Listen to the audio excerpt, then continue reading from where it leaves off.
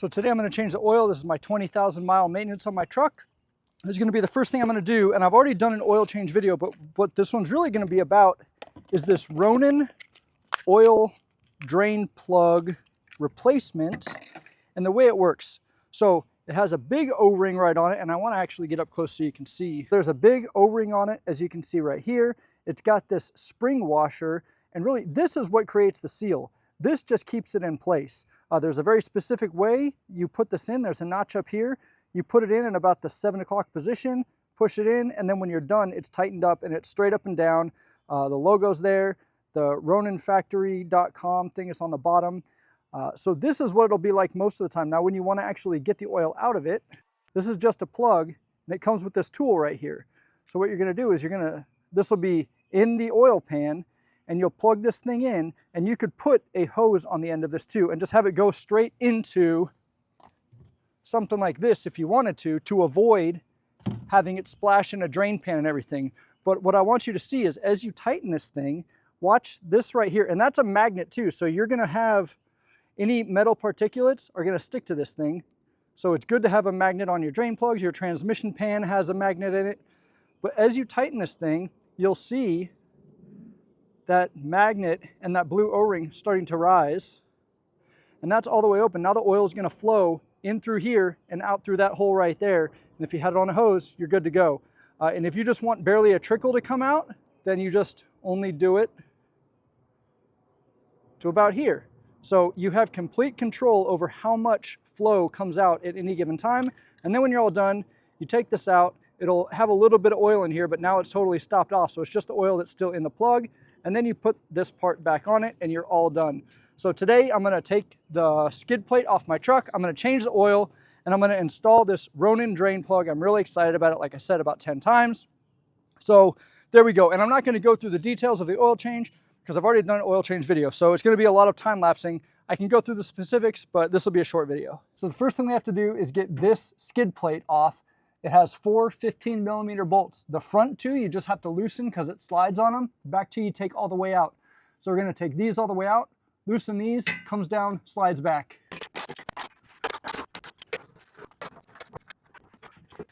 This is a personal preference. A drain pan, when it falls from this high and is coming out this fast, it splashes and splatters everywhere, and it's 7 quarts. I don't have a drain pan big enough for 7 quarts, so I'm gonna use this bucket. And I've learned, hold it up as close as you can. It's gonna go really far at the beginning and it quickly starts moving its way back. So you gotta be paying attention for the first like 30 seconds of this. Otherwise, you're gonna have oil everywhere and it's just an absolute mess.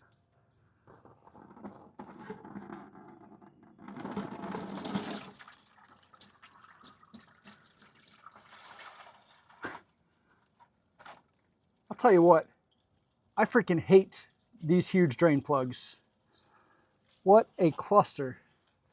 And it makes a huge mess, and I got it on the driveway. I didn't put my cardboard down far enough, but I caught a lot of it. So I'm just gonna throw the drain plug. No, I'm not gonna throw the drain plug in there. But I gotta get cleaned up here. This is a mess. And then it drips all over the wiring harness. What a shitty place to put a drain plug. So you got a lot of cleanup to do, and this Ronin is gonna make such a huge difference. Look at this, it's all over that wire and just dripping everywhere. That is a stupid way to wire. That thing should have been on top of this brace or something, but not right where the freaking oil drains. Now I've got a lot of cleanup to do. So I'm gonna let that drain for a while. All right, so I'm gonna put my tripod in the engine bay now. I've got it resting here. So you got your battery over here, intake is right here, and your oil filter is right there. 27mm. You can also use a 1 1/16 if you have Imperial, but I'm gonna get this off now. I still have the drain plug off because this is gonna release even more more oil. So just go really slow. There's a couple O-rings, that's the only thing holding tension on this. So you don't wanna go too fast, it'll bind stuff up. You're gonna replace the O-rings, but still, you don't wanna mess stuff up. All right, so we've got this done. I'm gonna take the oil filter out of here, just set it there. And there are 3 O-rings we're gonna take off. And I use a pick tool, you could use a screwdriver, you could use a piece of string.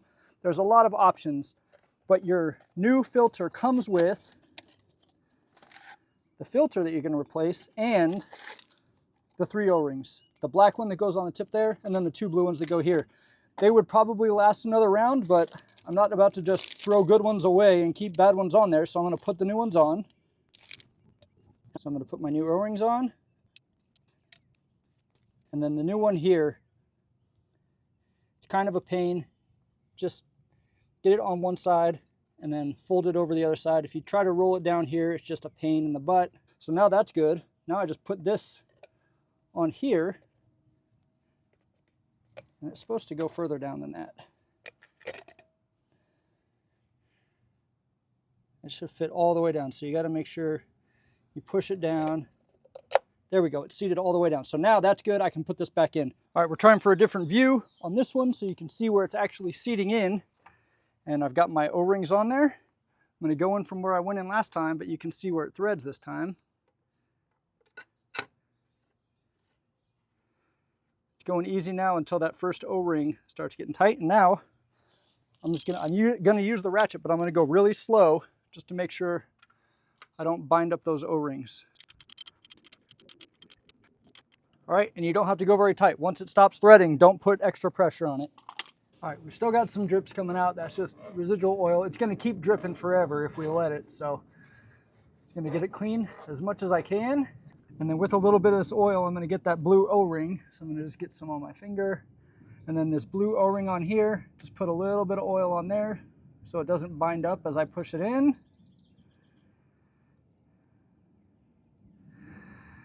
And then I've got my little dimple thing there. It's going to be straight up when I'm done, so I'm going to start with it like this. Get it lined up. Start twisting.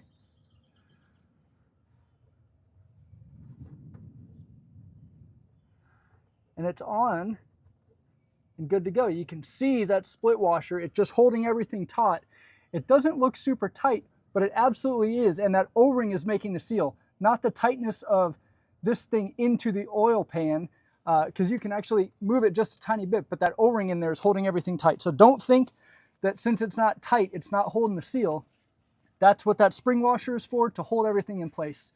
So now that it's on there, next time I do an oil change, I will just come in and take this off.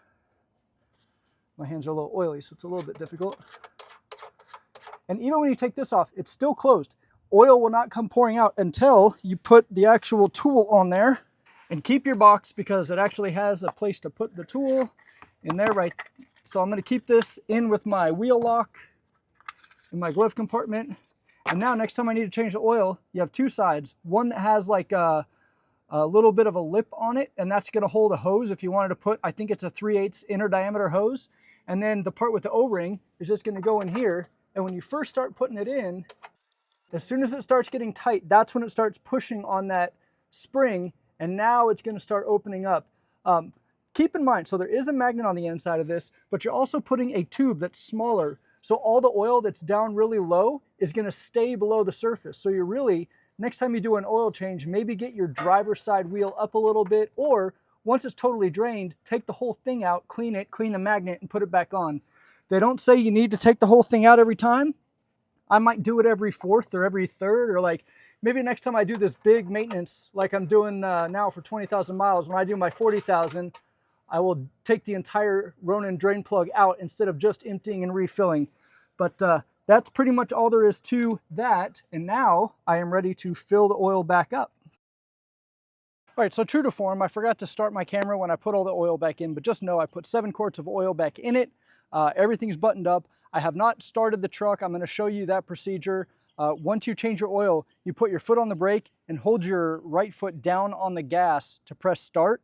It'll cycle for 10 seconds and pump oil everywhere it needs to be, fill up the filter and all that stuff. And then it'll stop turning over, take your foot off the gas, and then push it again. It'll actually start. You don't have to do that, but it's definitely recommended. You want to prime oil and everything before you start running it so nothing's dry. You can also do that if your truck sits for 2 weeks or 3 weeks, or you take it on, you go on a trip, leave it at the airport. That's just a way to prime oil and everything before you get going. So now instead of putting the skid plate back on, I'm going to do the front differential and just show you how to do that. It's pretty darn simple. All you need is a 3/8 drive. So basically just the square bit on a 3/8. And then that is what goes into the drain and fill plugs. So let me bring the camera in and show you what I'm talking about. Okay, so your oil is right here. This is your front differential. This is your fill plug. This is your drain plug. It's not that big. And like I said, you just take your 3/8 square driver, and before you do the drain plug, make sure your fill plug can be taken off, because you will be in a world of hurt if you get your drain plug out, drain it all, and then you can't get your fill plug out. I'm gonna get my bucket under here just in case a little bit comes out of the fill plug. All right, so that one's out, and it looks like they put Teflon tape in there, so I'll put some Teflon tape when I put it back in. Threads all look good. Now for the drain plug. I can already smell it. It smells like rotten eggs.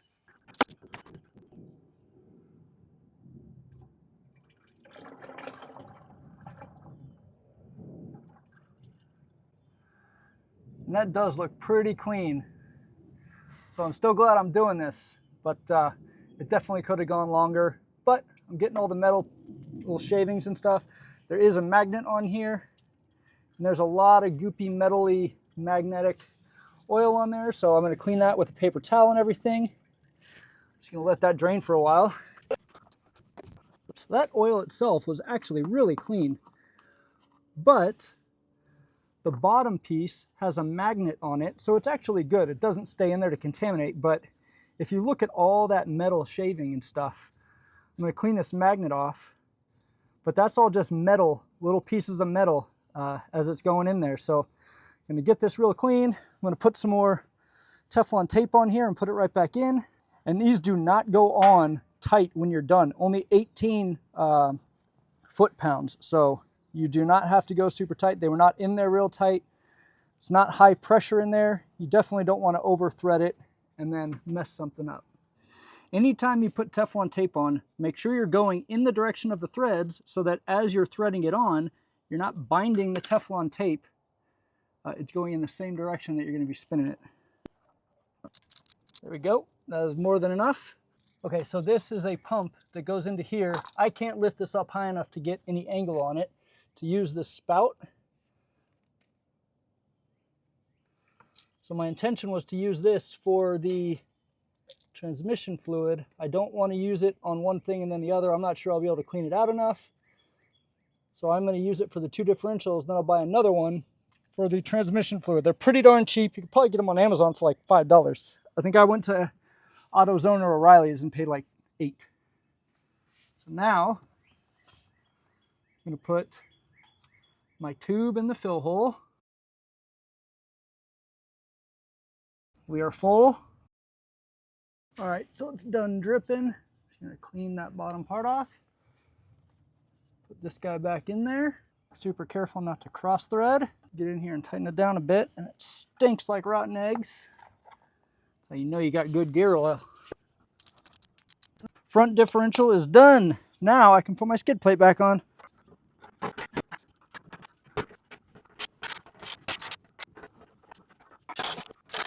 We got the front differential fluid changed, we got the engine oil changed, and the engine oil filter changed. What I'm going to do now is show you how to turn your engine over without actually starting it to get the oil moved around. I'm going to pull it off the ramps in the front, turn it around, and get it up on the ramps on the back so I have more room for the rear differential. Okay, so what we're doing now is just going to get the engine to turn over without starting it, just to get oil pumped everywhere. So left foot on the brake, right foot all the way down on the gas, and you just press the start button. It turns over, it turns over, it turns over, and it stops. So now that's pumped fluid around everywhere, oil around. So now I'm going to take my foot off of that, and it starts right up.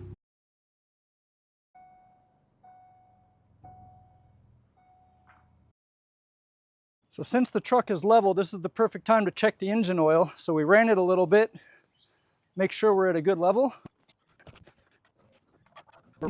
There we go. Engine oil right in the middle. Good to go. I almost forgot one of the most important parts. I didn't empty out my oil catch can, so I'm going to do that right now. You can see that there's a good amount of oil in here. Does not smell like fuel at all. So I'll pour it in here and you can see how much was actually in it.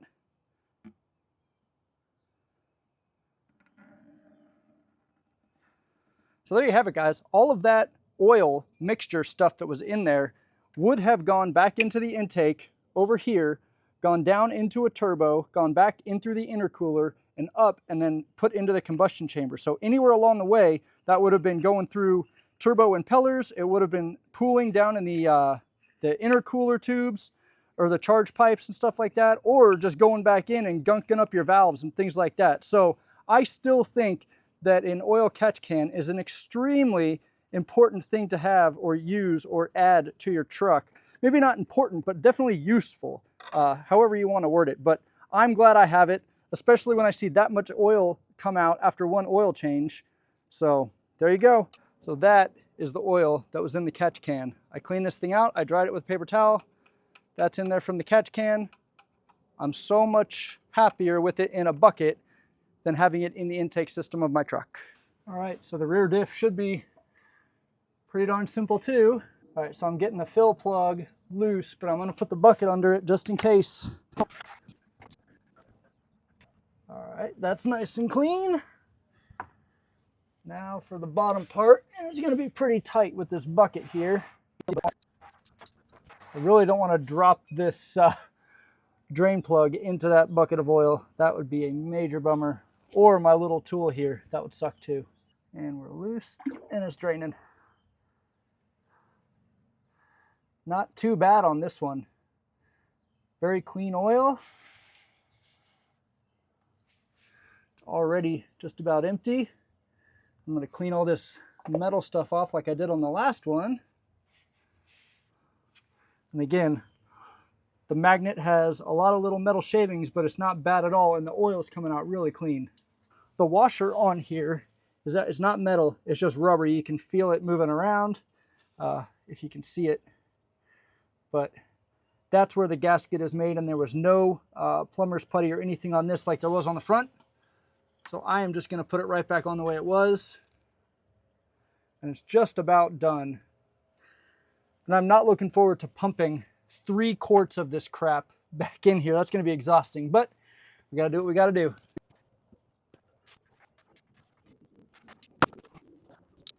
All right, no reason to overdo it. It's all the way seated. And now, just start pumping the new one in there. This pump that I have leaves like 200 milliliters in the bottom of each thing. So at the end, I'm going to have to pour them all into one bottle, but that's a worry for a little bit later. Right now, I just got to get this thing full. I think we're there. That was part 1 of the 20,000 mile maintenance on my Ranger Raptor. Got the engine oil done, the engine oil filter replaced, got the Ronin drain plug put on there, which is going to help big time the next time I do this, because that plastic drain plug with a hole that's like almost an inch in diameter, that oil comes out with the freaking fury, with a vengeance. So you got to be really careful. And then it drips all over the wiring harness on that cross member, which just sucks. So having that Ronin drain plug is really going to help control where that oil comes out. You can even put a hose on it to put it right into a container. So that will be great. And then we emptied out the oil catch can, and I was really surprised at how much oil was in there after one oil change. And all of that oil that we saw in there would have gone into the intake upstream of the turbo. So it would have hit turbo impellers. It would have gone through the charge pipe, through the intercooler, and then back up to the intake and gunked up the valves on the way in. So I'm much happier having that in a bucket that I can go get rid of at AutoZone or O'Reilly's than I would be having it go right back in through my intake system and into the engine. We also did the front and rear differentials. The oil from those came out really clean, but the drain plug with the magnet was really dirty with both of them. A lot of metal particles, but that's the point of the magnet. It keeps it out of the oil and keeps it from going in between the gears in the future. So it's down there stuck to that magnet, and it was not so caked on that there couldn't be more on it. That said, I don't think that you need to do the differentials at 20,000 miles. You could probably go to 40 or 50,000, and even then you might still be good if all you do is highway driving and don't do a lot of towing or a lot of crazy off-roading. Unless you're really working your differentials, I think you're good to wait. And that was the most expensive thing I did. That was $200 worth of fluid. I'm glad I did it. I'm glad I saw it. But now that I know, I don't recommend doing it unless you just want to for peace of mind. Tomorrow I will do the transfer case, and I couldn't do that today because the pump I used is full of gear oil, and I'm not confident I can get that thing clean enough to put that very specific automatic transmission fluid in the transfer case and not introduce any other contaminants. So I'm going to buy a new one. I'm also going to do the engine air filter and the cabin air filter tomorrow when I'm not so dirty. I don't want to get in my truck. I've been rolling around the ground. I got oil and little metal bits all over my arms. So that was the video. I hope it was helpful to you guys. If you guys saw something or saw something I missed, or you couldn't see something because of a certain angle, send me a question in the comments or an email. Let me know. Sorry I didn't get video of adding the oil back in. I put my camera there. I guess I forgot to turn it on. But no, I did put 7 quarts of oil in there. And that's about it. All right, guys, if there's something I missed maintenance-wise, that's a whole nother thing. If you think like, oh man, you should have absolutely checked the coolant level, and now that I say that, I will do that. Or something else that I'm just completely escaping my mind, let me know, because I will do that too. The brakes, I already did that, but that's another thing you should look at. Take your wheel off, inspect the brake pads. I was really surprised at 20,000 miles that my brake pads were not worn very much at all. And I get on the brakes going around on the fun twisty turny roads. I mean, it's not a sports car, so you can't take them too fast, but the brakes do work pretty well. Okay, I'm rambling now. Thank you guys for watching. Come back tomorrow to see the other ones, or if you already knew how to do that stuff, don't come back tomorrow. But all right, cheers everybody. It's over!